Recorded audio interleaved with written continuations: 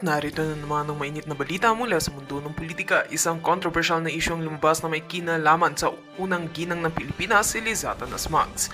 Ayon sa mga impormasyon, nakalap ang ilang mga hukom na may hawak ng mga kaso ng pamilya Marcos ay umano'y nakatanggap ng mga alok ng suhol mula kay Lizata Nasmags. Tinutukan na ng mga otoridad ang insidenteng ito at nagsimula ng magsagawa ng malalimang investigasyon upang matukoy ang mga responsable sa posibleng sabwatan. Ayon sa ilang sources na hindi nais magpakilala, may mga hukom na pinilit umano ng mga kasamahan ni Liza Smugs na tanggapin ang mga alok na suhol upang mapaboran ang desisyon ng mga kaso na hawak nila. Ang mga kasong ito ay may kinalaman sa ilang mga controversial na transaksyon at ari-arian ng pamilya Marcos at pinaniniwalaan ng ilan na ginagamit ang kapangyarihan ng mga hukom upang mapanatili ang mga interes ng pamilya. Mas lalo pang lumala ang sitwasyon nang lumabas ang mga aligasyong ang mga hindi pumayag na tanggapin ang suhol ay pinagbantaan ng buhay. Ipinahayag ng ilang whistleblowers na may mga hukom at opisyalis ng gobyerno na pinatay ng mga hindi kilalang tao na pinaniniwalaang may koneksyon sa pamilya Marcos.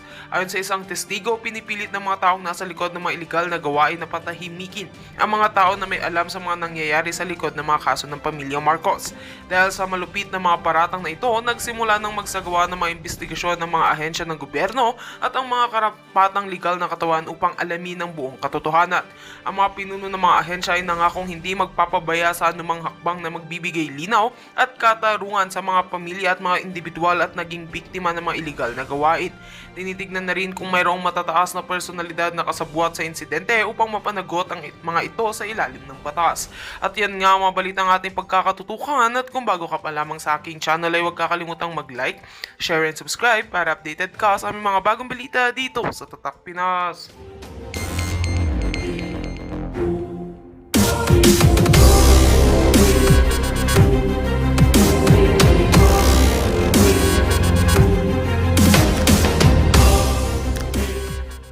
Calling the information inaccurate, and questioning the timing of its release.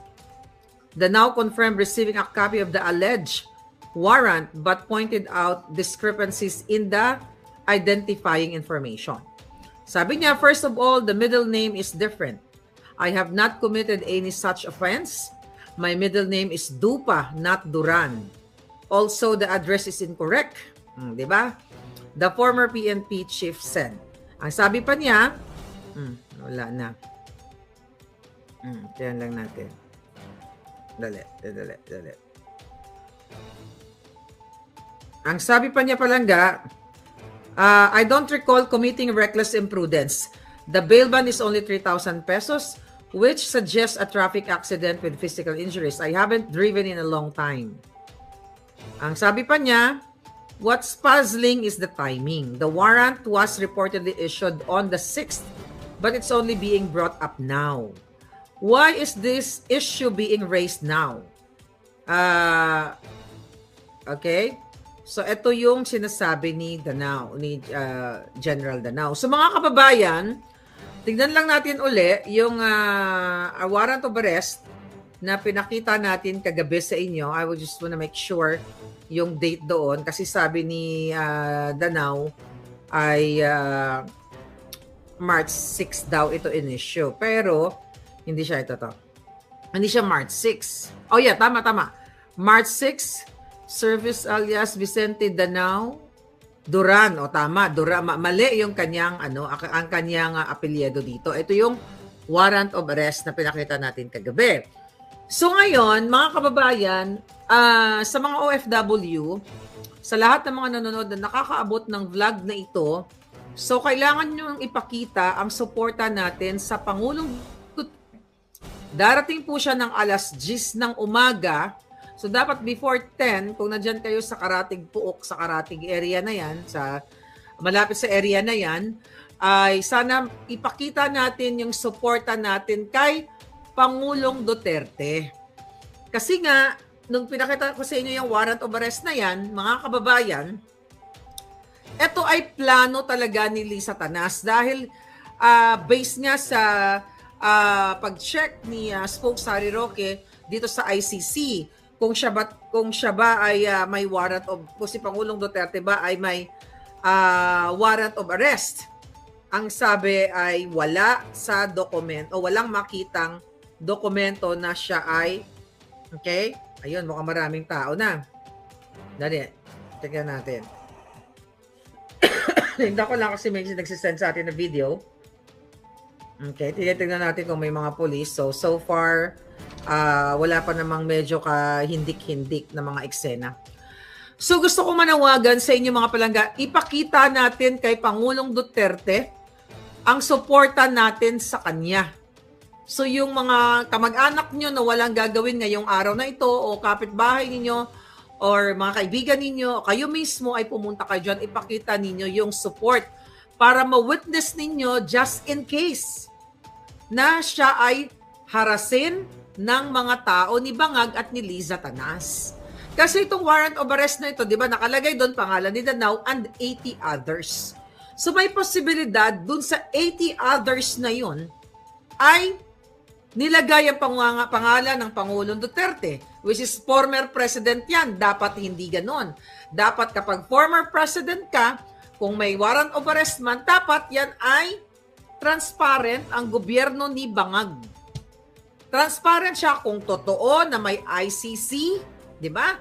Yung kanyang secretary dyan na sangkot sa nakatanggap ng 206 million pesos na kontrata bago siya inupo. Yan si Jay Ruiz, di ba? Ang sabi niya, nung tinanong siya during sa press conference mga palangga, I've heard na mayroon daw. Di, parang I've heard, more on speculation at walang certainty. So, naliwanag na natin yan, PCO ka, sangay ka ng gobyerno. Dapat mayroon kayong ugnayan, may pag-uusap ang DOJ, may pag-uusap ang DFA.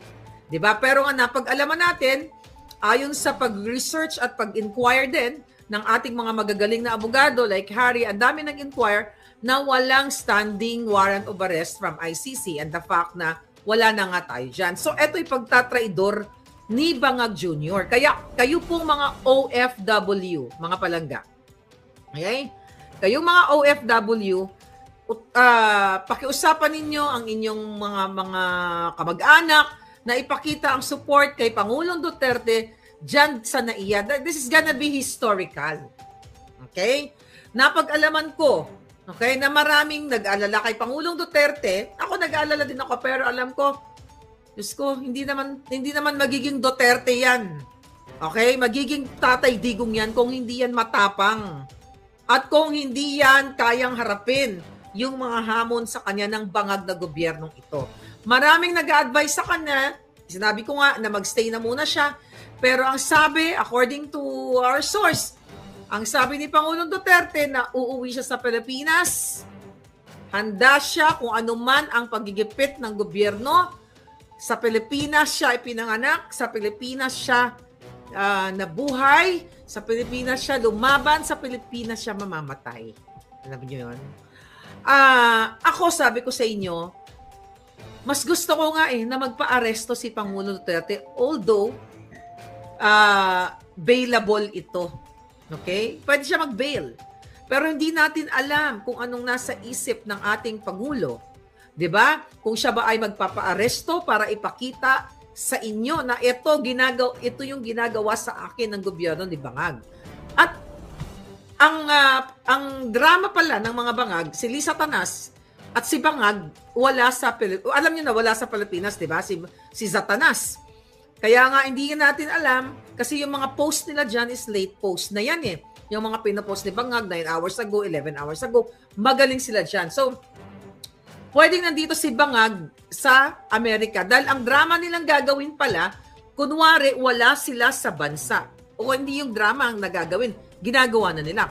Wala sila sa Pilipinas para kunwari wala silang kinalaman sa kung anumang panggigipit, panghaharas kay Pangulong Duterte.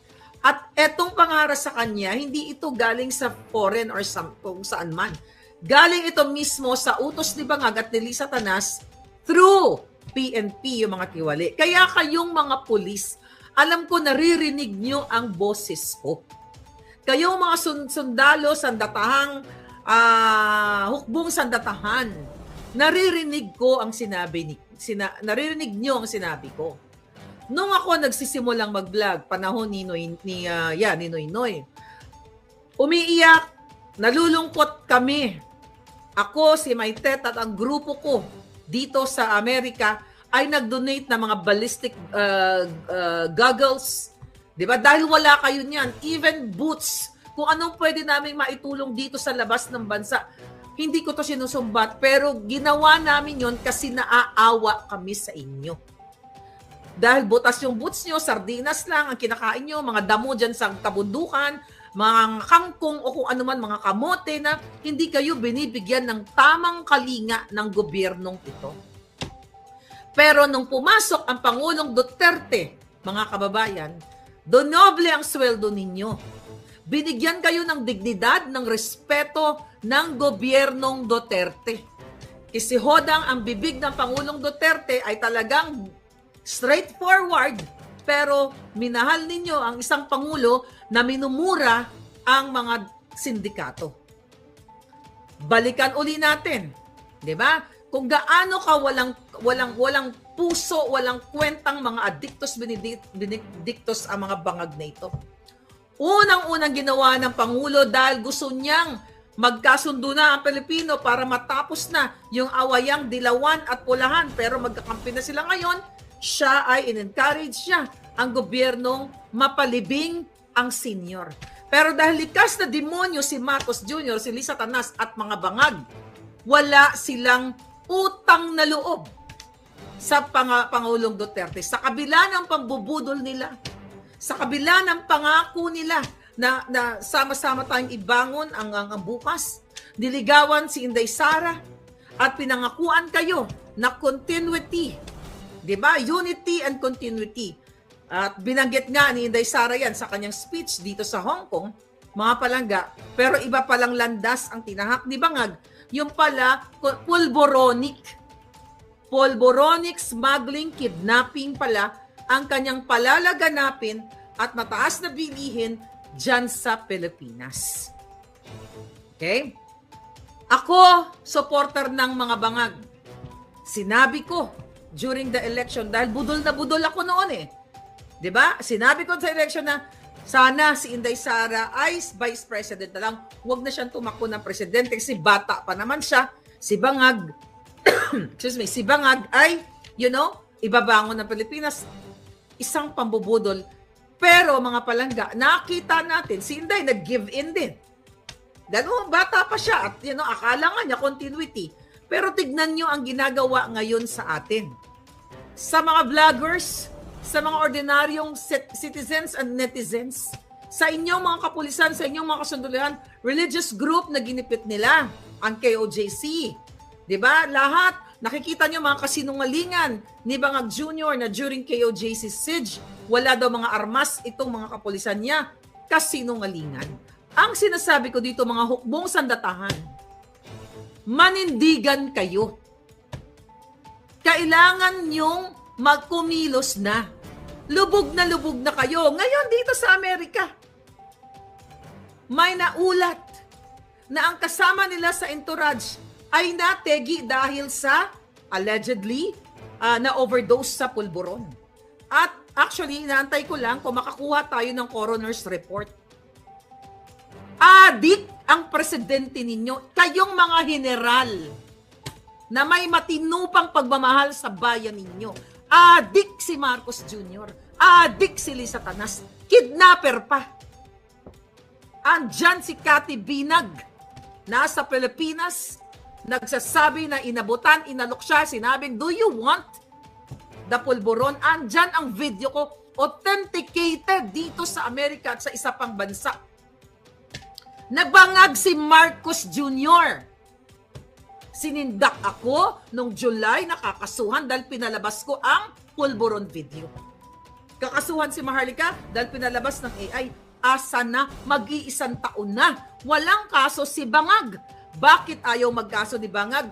Takot siya na makaray ko siya dito sa Korte ng Amerika dahil oras na idemanda niya ako, ipipresenta ko ang lahat ng ebidensya, forensic report, video at ang iba pang mga ebidensya na siya ay adik. kayong mga pulis, maawa kayo sa kinabukasan ng mga anak ninyo na baka susunod makidnap, mautdan ng hinliliit. Nakita nyo ang kasinungalingan ng DILG na sinabing merong hot pursuit na naganap noong February 25 pero February 23 nagbayad na ng ransom ang pamilya ng bata. Sinungaling, fake news. Pero anong ginagawa nyo mga bruskong mga kapulisan at nagagandang mga kapulisan?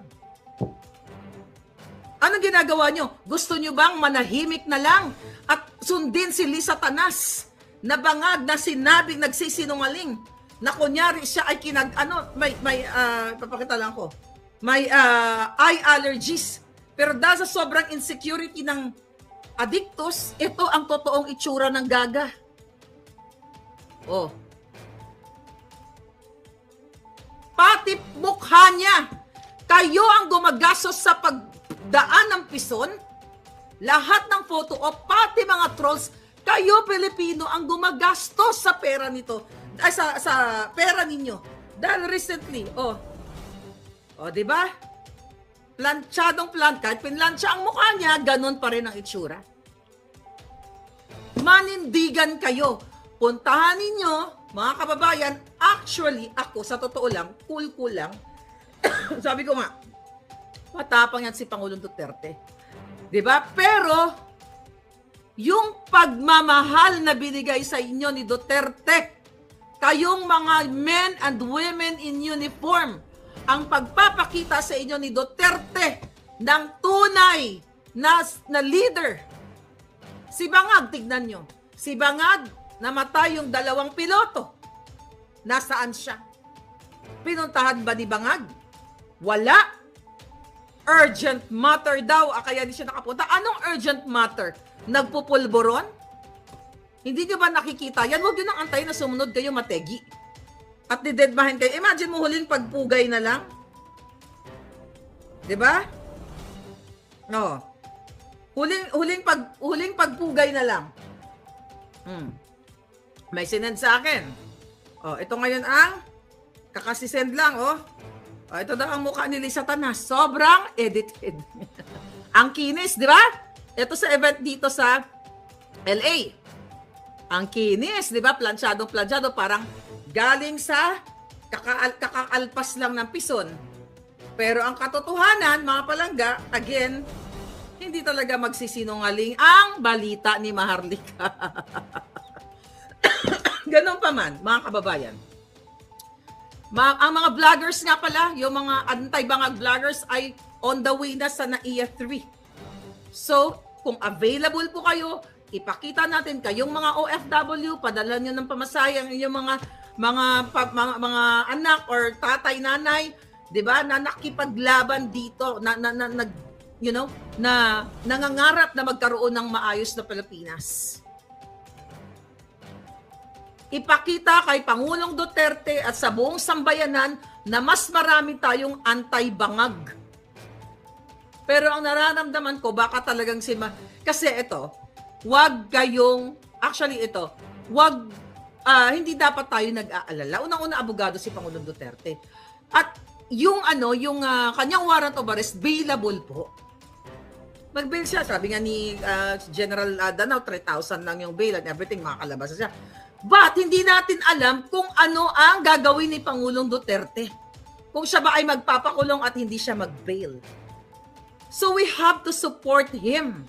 Ipakita natin ang tunay na maisog na Pilipino o tunay na matapang na Pilipino na sukang-suka na kayo sa gobyerno ni Bangag. Yes, Galaxy. Terminal 3. Okay? NAIA. So papunta na ngayon. Nakakatanggap ako ng mensahe. I think sila Kati pupunta. Ang mga vloggers, tignan natin, mga kababayan, at alright. Ayan, si Aaron, papunta na. Okay. Live din ako mamaya. Okay. Alright, so pumunta na kayo ngayon dahil nandoon yung ating mga, I think, some of the 37 vloggers pupunta doon, yung mga nasa Maynila, yung mga nasa Pilipinas. So pumunta na kayo o witness nyo, bakit po kayo gustong manindigan at kumilos? para makapture ninyo. Historical to sa nagagawin ng bangag.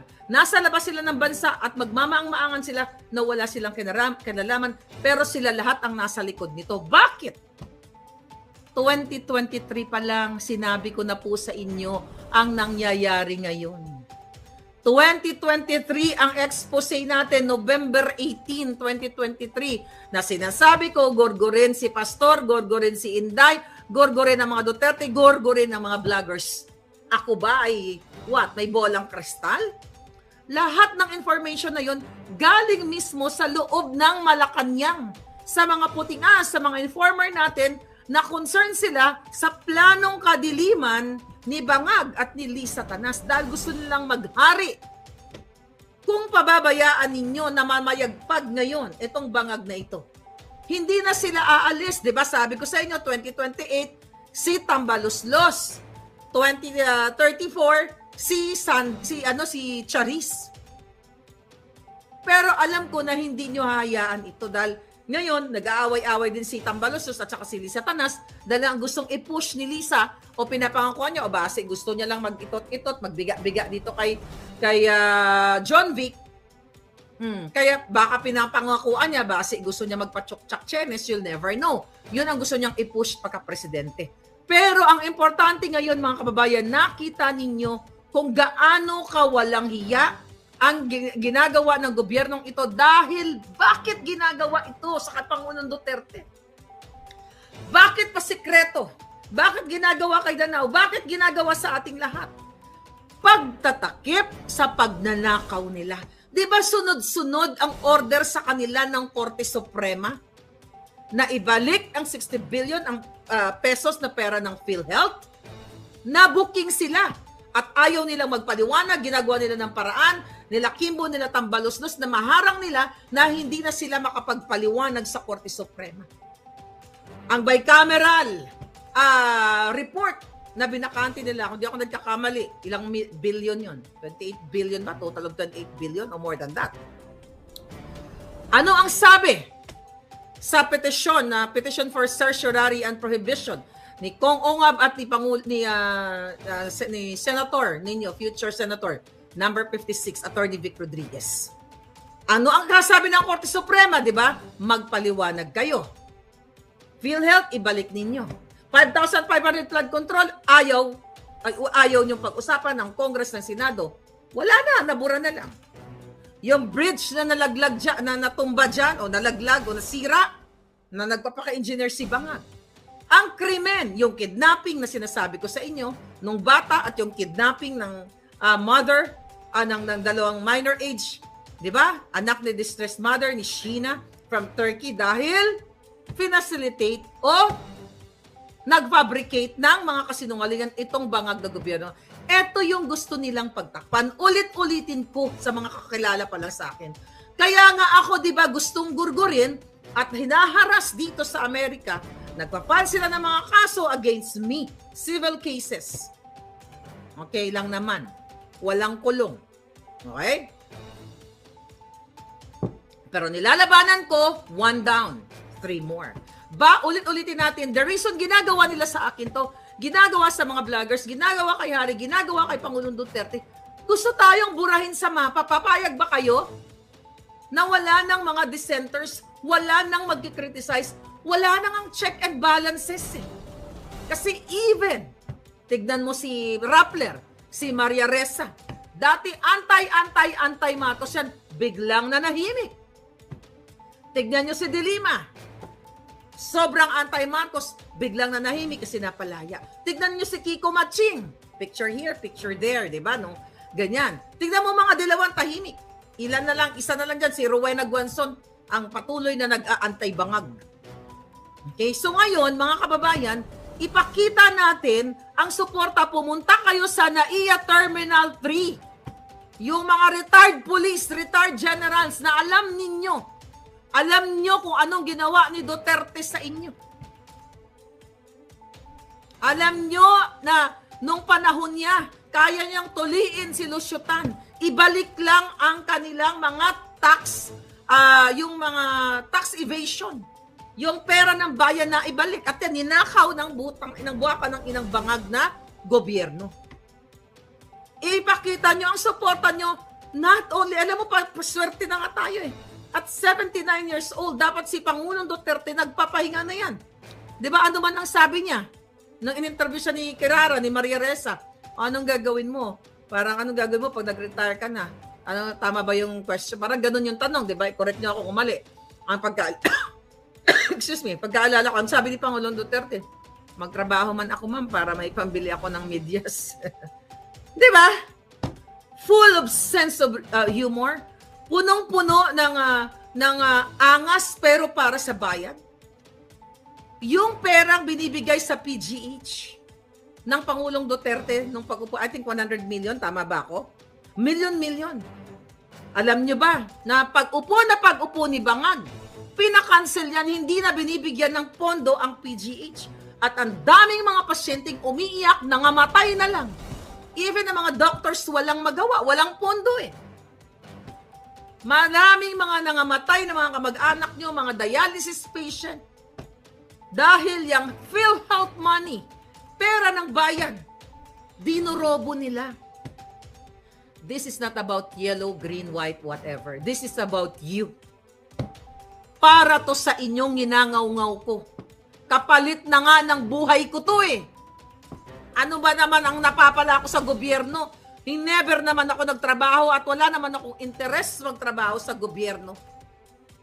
But you'll never know kung ano maging kapalaran ko 10 years from now. You'll never know. 9 years. Tama ba? No. 2015. 10 years na ako nagdadakdak sa social media. Nagsimula sa Tanimbala. Nagsimula sa Balikbayan Box. Hindi ko pinangarap mag-vlog, kung ano-anong magdadakdak dito, alam nyo yan. Pero ginawa ko ito dahil nakita ko ang kahayupan ng gobyerno ni Bangag. Sabi ko nga noon, Diyos ko, umasa pa ako, naalala di mga palangga.